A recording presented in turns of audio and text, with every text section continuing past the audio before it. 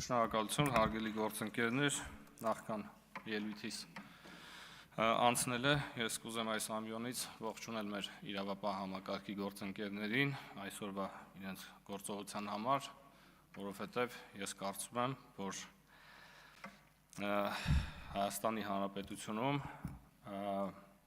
որ չի կարելի Հայաստանի Հանրապետությունում խոսքի ազատությունը եւ ժողովրդավարությունը խառնել ամենաթողության հետ եւ որ յուրաքանչյուր խուլիգան եւ թափթփուկ պետք է իմանա, որ պետք է օրենքի առաջ պատասխան տա իր արածի եւ ասածի համար։ Սա այսքանը եւ անցնելով հիմնական ելույթից հարգելի գործընկերներ, ուզում եմ ասել հետեւյալը. Եթե նկատել եք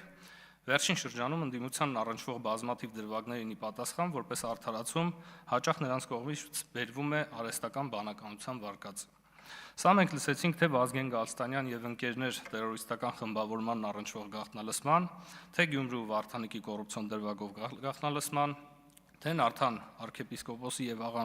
աղա Նաբեղայի Կտրիչ Ներսիսյանին վերագրվող հոգեվորականներին հակաիշխանական հանրահավաքների մասնակցության ստիպելու դրվագով գաղտնալսման եւ թե Ռոբերտ Քոչարյանի իր ենթադրյալ աշխարհաքաղաքական շեֆերին խնդրանքների գաղտնալսման համատեքստում։ Եվ պետք է ձեզ արժանին մատուցել, հարգելի գործընկերներ, հարգելի ընդդիմադիր գործընկերներ, սրանով դուք իսկապես մի անառիկ բերդ հիշեցնող պաշտպանության մարտավարություն եք որդեգրել, որի դիմաց մենք իսկապես անզոր ենք։ Եվ ուրեմն համակերպվելով նրանց պնդումների հետ եւ արտացոլելով նույն տրամաբանությունն ընդդիմությանն ուղղված բոլոր քննադատություններին, ես խոսքս կկառուցեմ ըստ այդմ։ Հարգելի գործընկերներ, նախորդ ելույթումս ասացի, որ երկրորդ չընտրված նախագահի վերջին հարցազրույցին դեռ պիտի անդրադառնամ եւ կարծում եմ, որ դրա ամենաուշագրավ հատվածը անվտանգության կոնցեպտն էր, ըստ Ռոբերտ Քոչարյանի։ Ընդհանրապես այն մարդիկ, ովքեր դիտել են հարցազրույցն ամբողջությամբ, կփաստեն, որ Ռոբերտ Քոչարյանի քննադատության թիրախը, եթե Նիկոլ Փաշինյանից եւ գործող իշխանություններից փոխարինվեր Ռոբերտ Քոչարյանով եւ իր ղեկավարած կառավարությամբ, ապա փաստերի առումով այն կլիներ ամբողջապես անխոցելի։ Հետևաբար առաջարկում եմ մտնել այս մտավարժանքի մեջ եւ քանի որ 98-ից 2008 թվականին Ռոբերտ Քոչարյանին վերագրվող բոլոր արատավոր դրվագները եւս վստահաբար արհեստական բանականության արգասիք էին, մենք դա հնդածս հաշվի կառնենք։ Եվ այսպես անվտանգության կոնցեպտ ըստ իրական Քոչարյանի։ Նա ասում է. Առաջին հերթին պետք է զբաղվել լուրջ բանակով, պետք է ամրացնել անվտանգությունը։ Ես չեմ տեսնում, որ նրանք սրանով զբաղվում են եւ Շվեյցարիայի բանակի օրինակն է բերում։ Ցավոք, իրական Ռոբերտ Քոչարյանի թիրախում մենք ենք եւ մեր իշխանությունը, բայց օրինակ եթե քննադատության թիրախում լիներ 98-ից 2008 թվականի շվեյցարական չափանիշներով բանակով զբաղվող AI Ռոբերտ Քոչարյանը, ապա կպարզվեր, որ 1998 թվականի ռազմական բյուջեն 85 կազմում էր $85 միլիոն, որը պետական բյուջեի 20%-ն էր։ Նույն թվականի Ադրբեջանի ռազմական բյուջեն $100 միլիոն էր կազմում եւ պետական բյուջեի 12%-ն էր։ Տարբերությունը 17% հօգուտ Ադրբեջանի։ Եվ ուշադրություն 2008 թվականին, այն տարին, երբ Ռոբերտ Քոչարյանը լքեց իշխանությունը, Հայաստանի ռազմական բյուջեն կազմում էր $465 միլիոն, պետական բյուջեի 15%։ Եվ նույն թվականի Ադրբեջանի ռազմական բյուջեն կազմել է $2 միլիարդ եւ ընդհանուր բյուջեի 22%-ը։ Տարբերությունը 430% հօգուտ Ադրբեջանի։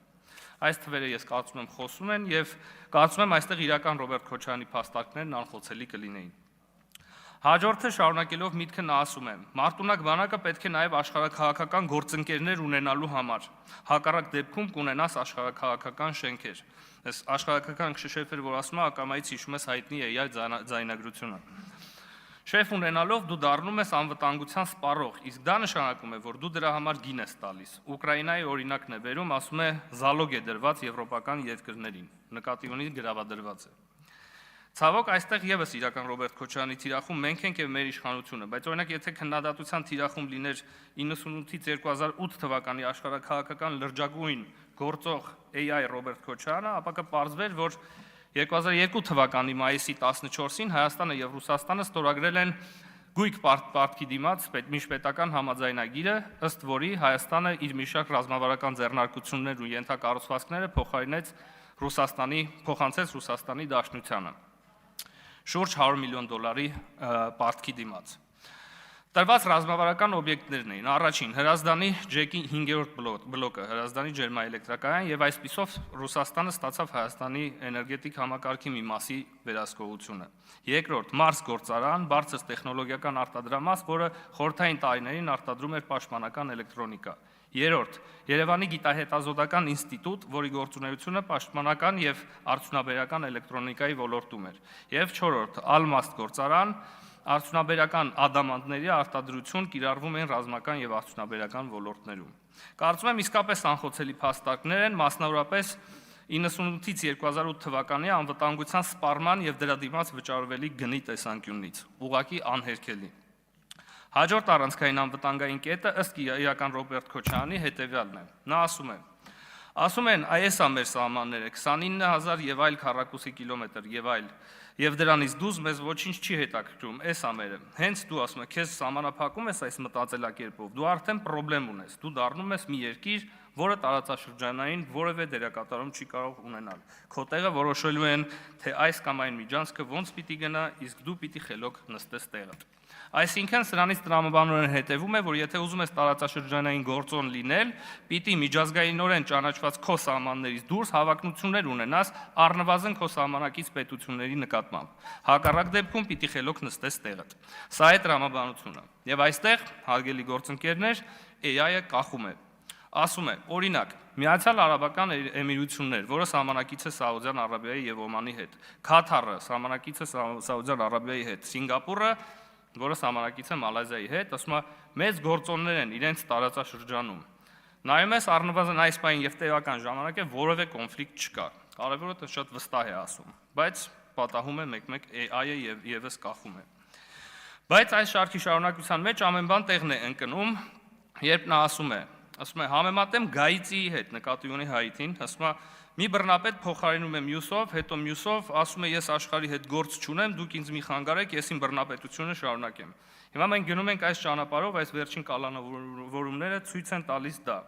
Ցավոք, իրական Ռոբերտ Քոչարյանը Գայիցի իրար հաջորդող բռնապետերի համեմատականը եւս փորձում է անցկացնել մեր իշխանության հետ, բայց օրինակ, եթե քննադատության թիրախում լիներ AI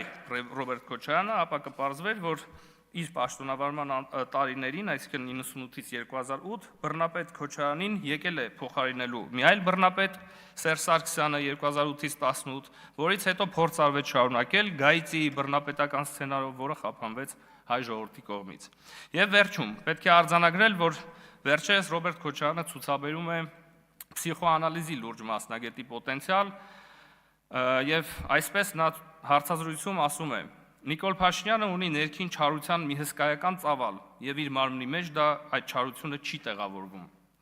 Անընդհատ դուրս է տալիս, ասում եմ, մարդու տեսակից է։ Սա, հարգելի գործընկերներ, մի դրվագ է, որտեղ իրական եւ AI Ռոբերտ Քոչարյանի միջև ոչ մի տարբերություն չկա,